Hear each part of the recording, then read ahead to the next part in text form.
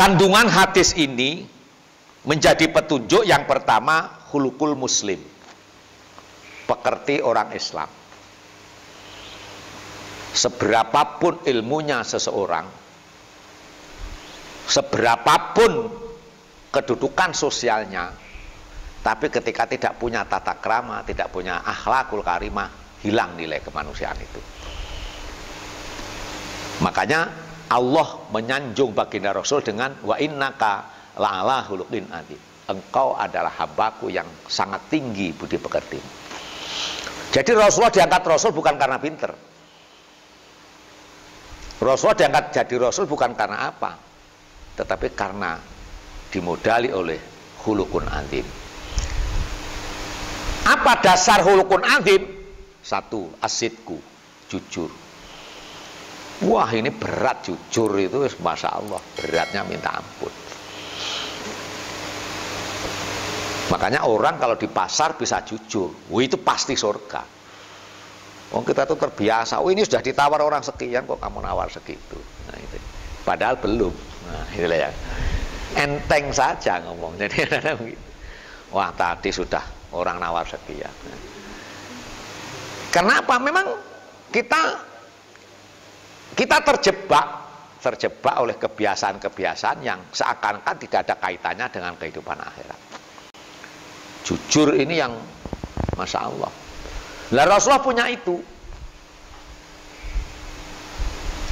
Dan kesempurnaan waman asdaq minallahi qila, tidak ada kecuali Rasulullah yang punya kejujuran itu. Yang hampir mirip dengan baginda Rasul adalah sahabat utamanya Abu Bakar As-Siddiq. Sampai-sampai dicontohkan seorang ulama punya anak yang mau diberangkatkan ke pondok pesantren. Nah, karena harus melewati laut, maka dia menaik kapal pesiar yang ternyata di dalamnya banyak pembaca itu. Semua dibaca, tinggal anak kecil calon santri tadi. Kamu anak kecil punya apa? Mau kemana? Saya mau ke pesantren. Punya bekal? Punya. Di mana? Ini. Tadi sama ibuku ditaruh di dalam kain dijahit. Maksudnya ibunya karena memang tahu di jalan bakal banyak begal, uang bekal itu ditaruh di baju ini terus ditempeli kain lagi dijahit. Jadi begal tuh kaget, uang sudah disembunyikan kok malah ditunjukkan. Itu. Konon sahibul hikayah sehingga para begal itu sadar karena terpengaruh oleh kejujuran itu. Saya yang sudah setua ini belum pernah melakukan kejujuran itu. Karena kita takut. Karena kalau mesti diakali, kalau diakali mesti kita rugi. Kita lupa bahwa Allah akan mengganti sesuatu yang lebih baik dari itu semua. Nah, di sini keimanan kita. Kalau cuma ngomong iman, kemudian aksesori keimanan itu mah gampang. Makanya saya itu ragu dengan keimanan saya itu ragu. Makanya saya terus berupaya bagaimana. Kenapa? Ya, mewujudkan asidku ini loh. Kejujuran ini. Yang kedua, al-amanah, terpercaya. Kalau dipercaya sih gampang. Investasi itu kan dipercayakan kepada orang lain. Tapi apakah mereka terpercaya? Umroh jadi kalang kabut karena di situ saja.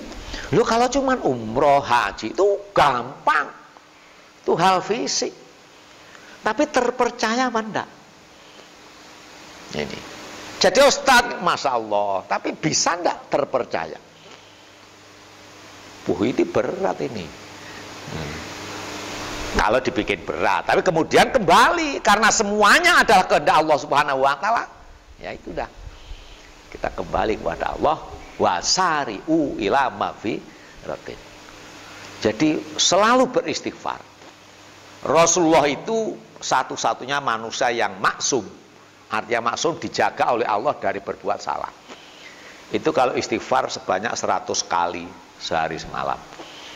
Dan istighfar Rasulullah itu yang selain Al-Quran itu Allahumma anta rabbi la ilaha illa anta khalaqtani wa ana abdu wa ana ala ahdika wa wa'dika mastata'tu wa na'udzubika min syarri ma sana'tu abu laka bi nikmatika alayya wa abu bi dzambi faghfirli fa innahu la yaghfiru dzunuba illa anta. Intinya apa? Rasulullah tidak pernah melihat kesalahan orang lain. Jadi kalaupun toh kita tahu kesalahan orang lain, tutupi. Tahu, apalagi tidak tahu terus ngomong katanya lah, itu berbahaya itu. Ya. Kita kan terbiasa karena emosi tadi. Kalau dengar aib orang lain, kalau menceritakan semangat. Dari mana kamu tahu katanya orang itu? Coba. Inilah. Agama tuh itu, bukan aksesori, bukan. Bukan aksesori. Way of life, jalan hidup. Mengalir, agama itu mengalir. Karena apa? Dasarnya asid wal amanah. Kejujuran dan keterpercayaan. Jadi tidak grogi dengan apapun. Tidak ada gengsi. Selama pada tataran syar'i, tataran akhlakul karimah itu tadi. Sehingga para ulama merenungkan wa innamal umamu akhlaqu ma baqiyat wa in hum dzabat akhlaqum dzabu. Sesungguhnya kita disebut sebagai manusia itu karena ada akhlak. Kalau akhlaknya hilang, paling disebut anjing lah, yang kambing, wedus dan sebagainya. Nah itulah ya. Kamu anjing. Karena apa? Tidak melihat sisi kemanusiaannya sama sekali. Ini. Dan itu tidak pernah keluar dari lisan suci baginda Rasul, tidak pernah. Mencaci, mencacat orang lain, tidak pernah. Nah kita tuh sekarang merasa baik setelah bisa mencaci orang lain. Nah itu yang menakutkan. Ya. Jadi kita tuh merasa baik karena melihat orang lain cacat, orang lain jelek. Itu yang susah.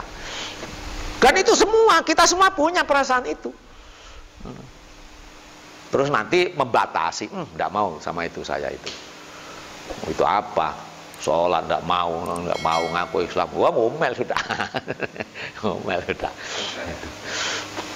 Inilah. Jadi di sini kita harus mulai mewaspadai diri.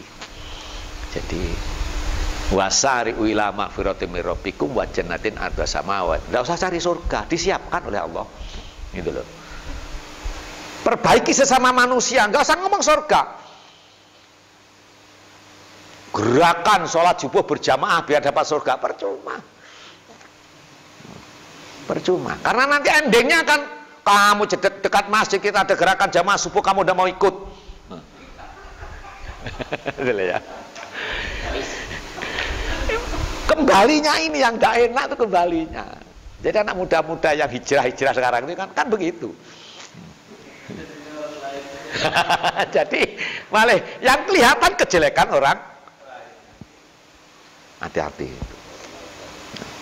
Boleh hijrah, silakan berhijrah. Ini kan banyak tuh di YouTube itu mengaku Ustadz hijrah. Tapi masalah jadi kadang-kadang percuma saya mondok dari dulu. Itulah ya. Terus dibantah.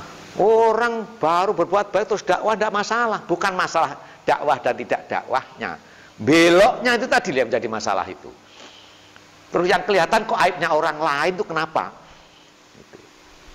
Oleh karena itu uiddat lil muttaqin, surga itu diberikan oleh Allah, disiapkan pada orang yang bertakwa. Siapa mereka? Salah satunya yang pertama alladzina yunfikuna fis-sarra wad-dharra. Orang yang mampu berempati dalam keadaan senang maupun susah. Peduli, punya peduli. Jadi kalau mau peduli tidak menghitung dirinya mampu apa tidak. Gitu. Nah ini juga sulit ini. Kita mesti perhitungan. Aku mau memberi itu aku dapat apa? Mesti begitu. Gitu.